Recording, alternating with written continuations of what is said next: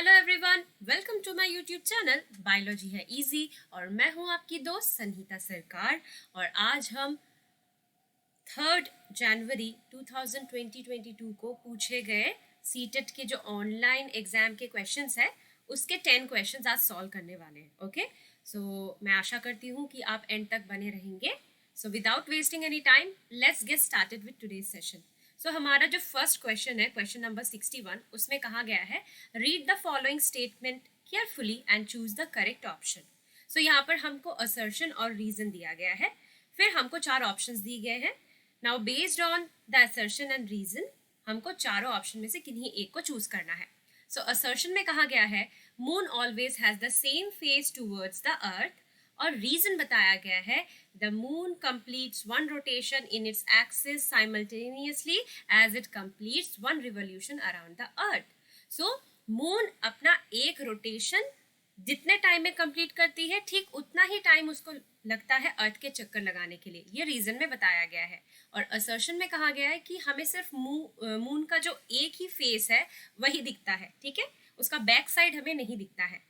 So based on this there are 4 options, आपको इनमें से चूज करना है कि कौन सा सही है। तो आप यहाँ पे मेरे वीडियो को पॉज कर सकते हैं, थोड़ा सोच सकते हैं, फिर अपना जो आंसर है उसे चूज कर सकते हैं। So here the correct answer to this question is option number 1, क्योंकि जो असर्शन और रीजन है दोनों ही ट्रू है, और जो रीजन है वो असर्शन का करेक्ट एक्सप्लेनेशन है। सो देख लेते हैं मेरी एक्सप्लेनेशन मैंने क्या दी थी। सो जैसे कि आप देख पा रहे हैं 61 नंबर क्वेश्चन का आंसर है both assertion and reason are true and the reason is the correct explanation of A. अब जो मेन एक्सप्लेनेशन पे हमें ध्यान देना है, the moon orbits the earth once every 27.322 days. So पृथ्वी के चक्कर लगाने में मून को 27.322 डेज लगता है।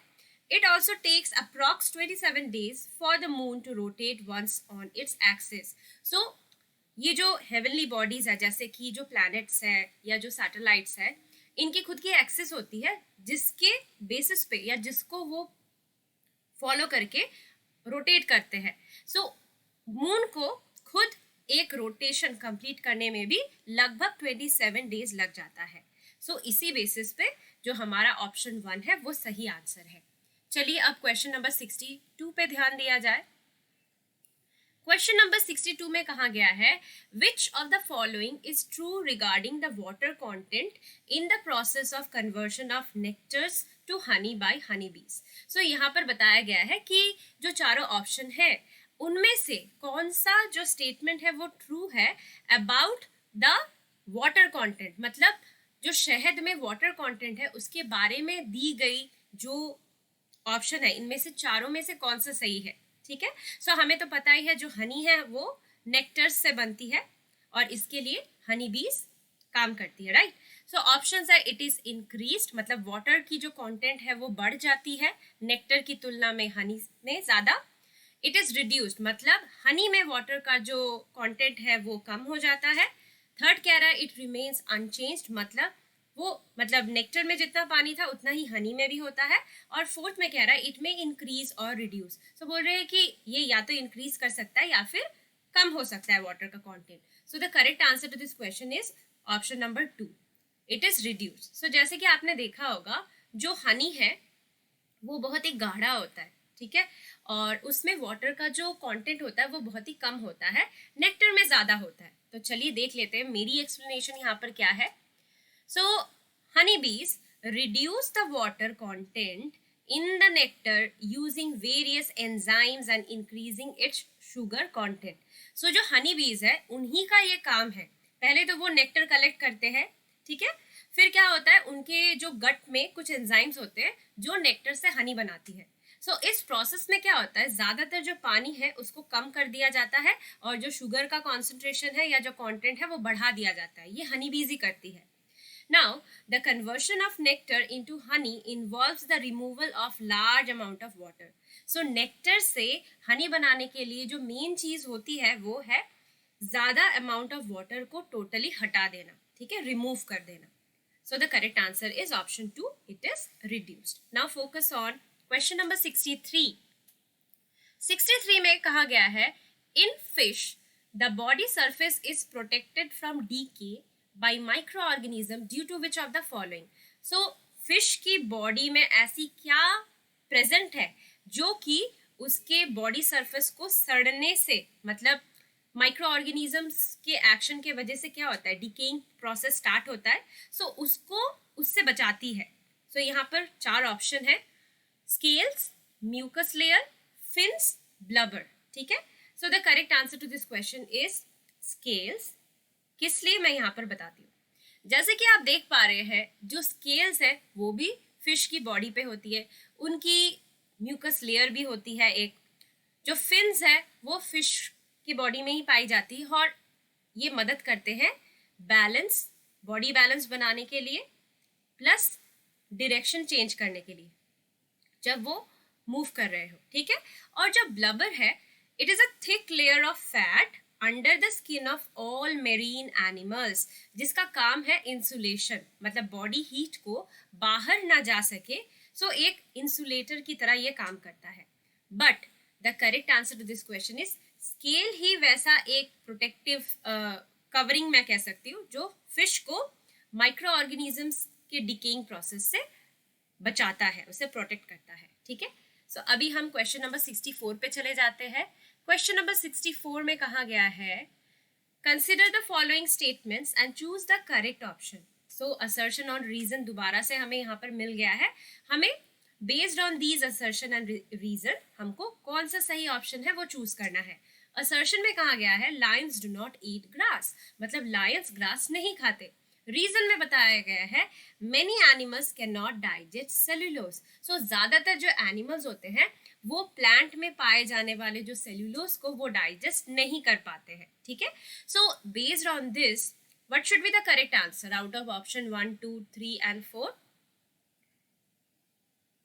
The correct answer to this question is actually option number 1, क्योंकि जो असर्शन और रीजन है दोनों ही सही है और जो रीजन है वो असर्शन का करेक्ट एक्सप्लेनेशन भी है. सो देख लीजिए यहाँ पर एक्सप्लेनेशन मैंने क्या दिया है. फर्स्ट ऑफ ऑल, जो लायन है ना वो एक कार्निवोर है. कार्निवोर मतलब flesh eating animal. So lion cannot digest cellulose as it doesn't have cellulose digesting bacteria in its gut. It is a flesh eater. So जो cellulose को digest कर पाते हैं ना उनको हम कहते हैं ruminants. अब उनके जो स्टमक है उसमें ये सेल्यूलोज को डाइजेस्ट करने वाले बैक्टीरिया पाए जाते हैं, पर लायन के गट में तो वो प्रेजेंट है नहीं, तो वो किस तरीके से सेल्यूलोज को डाइजेस्ट कर पाएंगे. इसीलिए इसका आंसर है both A and R are true and R is the correct explanation of A. अब आ जाते हैं क्वेश्चन नंबर 65 पर. जल्दी से पढ़ लेते हैं. क्वेश्चन नंबर 65 में क्या दिया गया है, which of the following sources of carbohydrate contains gluten. So यहाँ पे जो ऑप्शंस दिए गए हैं, all these are sources of carbohydrate. इनमें से किस में ग्लूटेन पाया जाता है, a component which cause allergy to some people. So कुछ लोग होते हैं जो ग्लूटेन से एलर्जिक होते हैं. ठीक है, सो आपको पता करना है, आपको बताना है राइस, व्हीट, रागी और ज्वार में से ऐसा कौन सा कार्बोहाइड्रेट है जिसमें ग्लूटेन पाया जाता है. सो जैसे कि आपने सुना ही होगा ग्लूटेन फ्री फ्लावर या कुछ ऐसा प्रमोट करते हैं, सूजी का आटा का रोटी खाने के लिए कहा जाता है. सो यहाँ पे व्हीट इसका करेक्ट आंसर है. एक्सप्लेनेशन में चले आते हैं. देखिए क्या लिखा हुआ है, व्हीट इज द आंसर.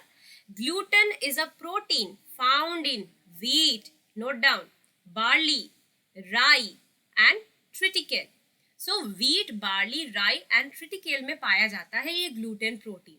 और ट्रिटिकेल क्या है, ये व्हीट और राई प्लांट को क्रॉस करके एक हाइब्रिड बनाया गया है जिसका नाम है ट्रिटिकेल. सो इन चारों क्रॉप्स में या प्लांट्स में ग्लूटेन प्रोटीन पाई जाती है. Okay, so this is the correct answer. Now let's move on to question number 66. यहाँ पे पूछा गया है, X is a non flowering and seedless plant that grows on land. So X एक नॉन फ्लावरिंग प्लांट है, ये आपका पहला पॉइंट है. सीडलेस प्लांट भी है और ये ग्रो करता है लैंड पे. Which of the following could be X? इनमें से X कौन सा हो सकता है. So हमारे पास ऑप्शंस क्या है, हमारे पास है pine tree, algae, orchids and fern. So the correct answer to this question is fern. क्योंकि फर्स्ट ऑफ ऑल ये सीडलेस प्लांट है, नॉन फ्लावरिंग प्लांट है, इसमें स्पोर फॉर्मेशन होती है और ये लैंड पे ग्रो भी करता है। सो देखिए मैंने यहाँ पर क्या लिखा हुआ है, जैसे कि आप देख पा रहे हैं फर्न इसका सही आंसर है। ठीक है, एक्सप्लेनेशन में देखिए जो फर्न है वो टेरिडोफाइटा टैक्सा को बिलोंग करता है।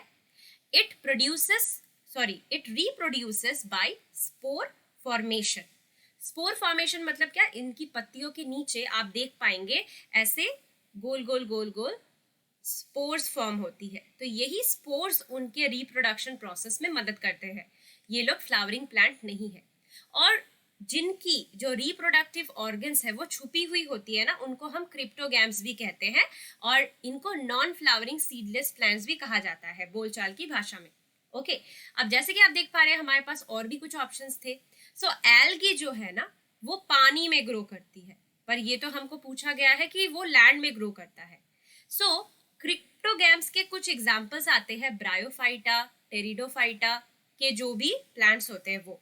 अब जो ब्रायोफाइट्स है ना वो बोथ लैंड एंड वाटर में ग्रो करते हैं, जैसे कि mosses.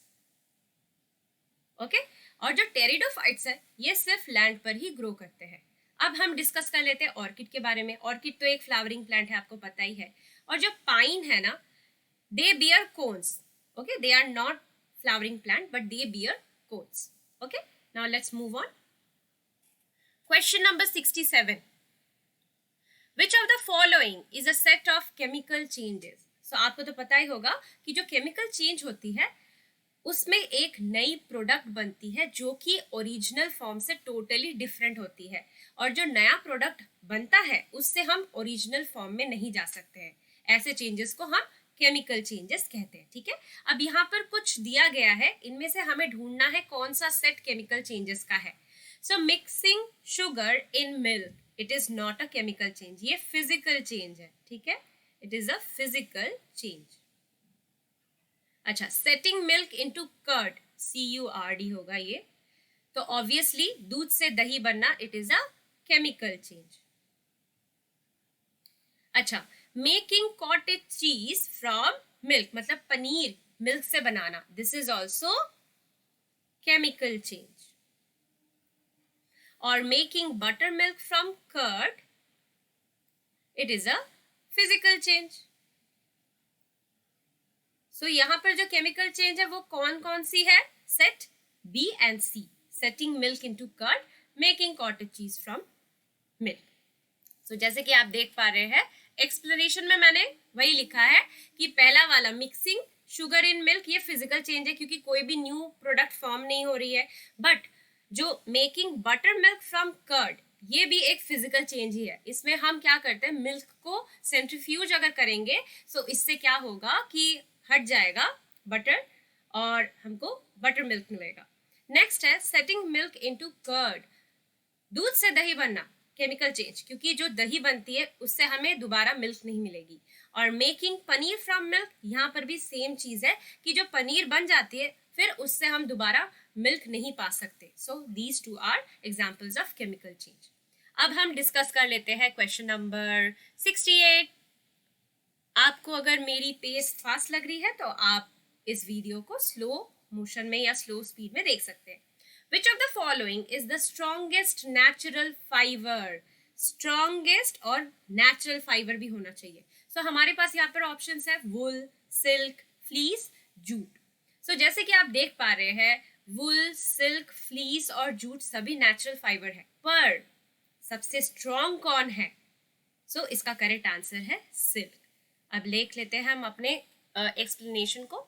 Silk is a natural animal fibre, क्योंकि ये हमको सिल्क वर्म से मिलता है, right. So obtain from cocoons of silk worm. So आपको हमेशा याद रखना है जो नेचुरल फाइबर जो सबसे स्ट्रॉन्गेस्ट है वो है silk. Okay, now let's move on to question number 69।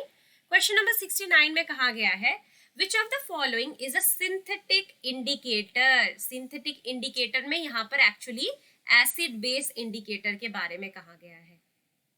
Okay, so synthetic indicator कौन है, तो पहले हम देख लेते हैं क्या टर्मरिक सॉल्यूशन सिंथेटिक है? नहीं, ये तो नेचुरल इंडिकेटर है। लिटमस सॉल्यूशन भी नेचुरल इंडिकेटर है क्योंकि ये हमें लाइकन से मिलता है, लाइकन के एक्सट्रैक्ट से। चाइना रोज खुद ही एक नेचुरल थिंग है, सो ये भी नहीं। So the correct answer to this question is methyl orange solution. एक बार एक्सप्लेनेशन पे भी ध्यान दे लेते हैं। सो जैसे कि आप देख पा रहे हैं कि ये तीनों ही नेचुरल एसिड बेस इंडिकेटर है, turmeric solution, litmus solution and China rose solution. सिर्फ मिथाइल ऑरेंज जो सॉल्यूशन है ये सिंथेटिक एसिड बेस इंडिकेटर है। अब आगे बढ़ते हैं क्वेश्चन नंबर 70 की ओर। क्वेश्चन नंबर 70 थोड़ा बड़ा है तो हम धीरे धीरे पढ़ेंगे। Aditi wanted to send a secret message to her friend. Aditi अपने फ्रेंड को एक सीक्रेट मैसेज भेजना चाहती थी। She gave her friend a letter which did not seems to have anything written on it. So उसने अपने फ्रेंड को एक ऐसा लेटर दिया जिसमें कुछ भी नहीं था, ऐसा लग रहा था। She asked her friend to rub the paper with slice of beetroot and the message appeared in dark red color. So उसने अपने दोस्त को कहा कि इस पेपर को तू बीटरूट के एक स्लाइस से थोड़ा रब करके देखना। तो क्या हुआ, जो मैसेज था वो डार्क रेड कलर में अपीयर हो गया। Which of the following could she have used to write the message? So इनमें से कौन सी चीज उसने इस्तेमाल की थी अपने मतलब हिडन मैसेज को लिखने के लिए? Is it common salt, glucose solution, baking soda solution या लेमन जूस? सो इसका सही आंसर है लेमन जूस। क्यों, अभी बताती हूँ।